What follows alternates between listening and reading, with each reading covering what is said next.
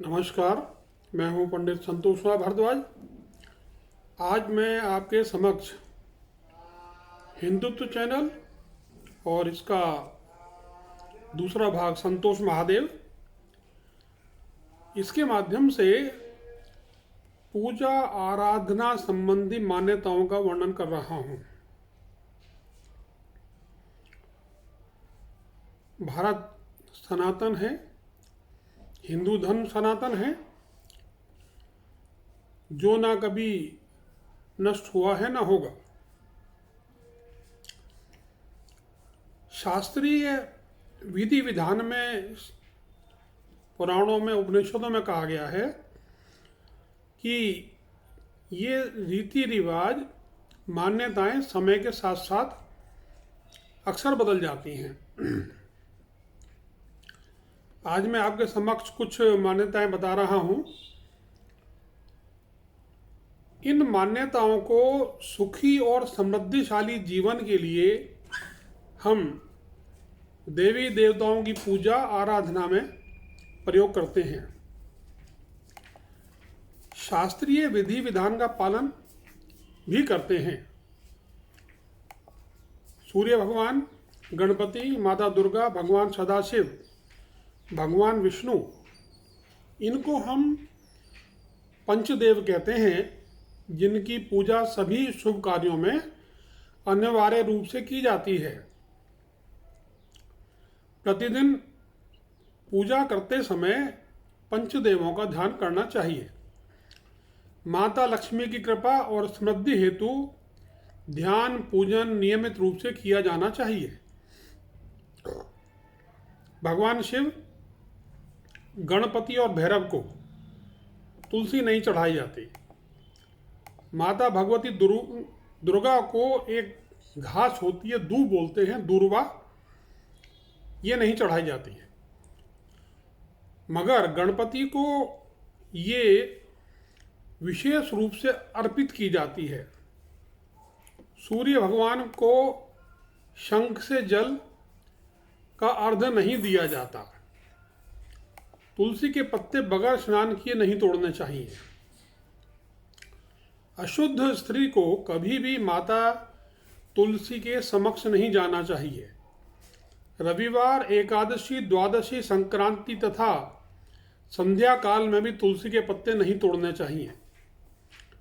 रविवार को तुलसी को जल दिया जाना वर्जित है।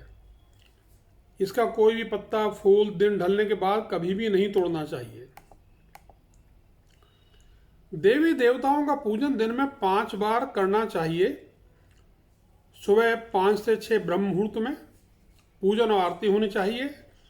9 से 10 तक दूसरी बार, दोपहर में तीसरी बार। इस पूजन के पश्चात भगवान को शयन कराना चाहिए। शाम के समय 4-5 बजे पुनः पूजन और आरती, और रात को 8-9 बजे शयन आरती करनी चाहिए। जिन घरों में नियमित रूप से 5 बार पूजन किया जाता है, वहां सभी देवताओं का निवास होता है। ऐसे घरों में धन धान्य की कमी नहीं होती।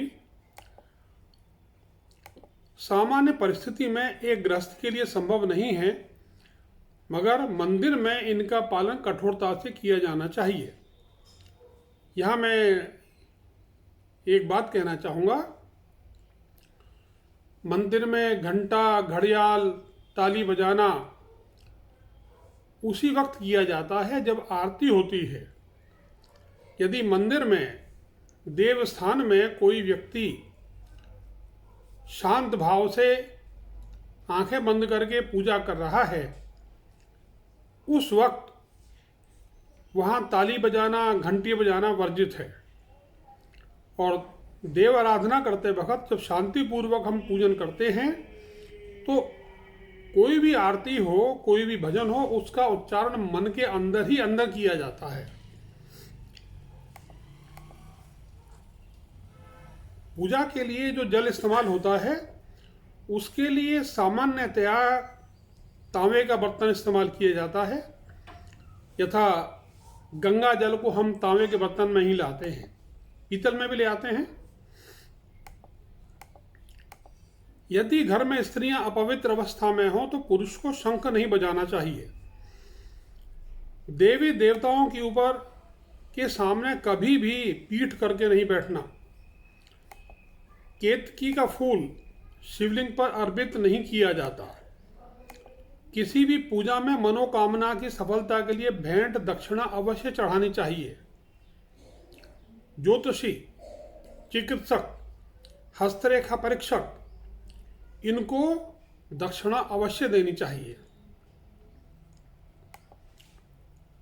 दूर्वा, जो घास है, दूब है, इसको रविवार को नहीं तोड़ते हैं। माता लक्ष्मी को विशेष रूप से कमल का फूल अर्पित किया जाता है और इस फूल को 5 दिन तक जल छिड़क कर पुनः चढ़ा सकते हैं। भगवान शिव को प्रिय बिल्व पत्र 6 मास तक बासी नहीं माना जाता। इनको जल छिड़ककर शिवलिंग पर अर्पित किया जा सकता है। तुलसी के पत्तों को 11 दिन तक बासी नहीं माना जाता। इनकी पत्तियों पर हर रोज जल छिड़ककर भगवान को अर्पित कर सकते हैं। एक बार अर्पित करने के बाद दोबारा अर्पित नहीं किया जाएगा।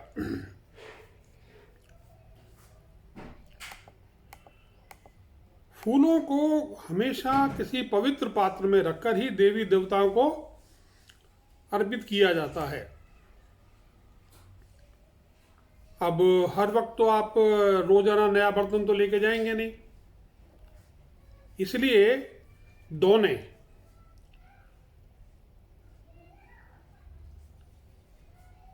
इनमें फूल रख के आप अर्पित कर सकते हैं। यदि दोना ना भी हो तो दोनों हाथों से पात्र बनाकर प्रभु को अर्पित कर सकते हैं। बुधवार और रविवार को पीपल के वृक्ष में जल अर्पित नहीं करना चाहिए। पूजा हमेशा पूर्व या उत्तर दिशा की ओर मुंह करके करनी चाहिए और यदि संभव हो तो सुबह 6 से 8 के बीच में पूजा करनी चाहिए। मैं स्पष्ट कर दूं कि हमारी जो बहनें हैं, माताएं हैं, ये घर के कामकाज में व्यस्त होने के कारण इस समय पर पूजा पाठ में समय नहीं दे सकती। तो उनके लिए प्रावधान ये है कि आप जब भी काम पूरा कर चुकी हैं, आप आइए, स्नान ध्यान करके और जल चढ़ाइए।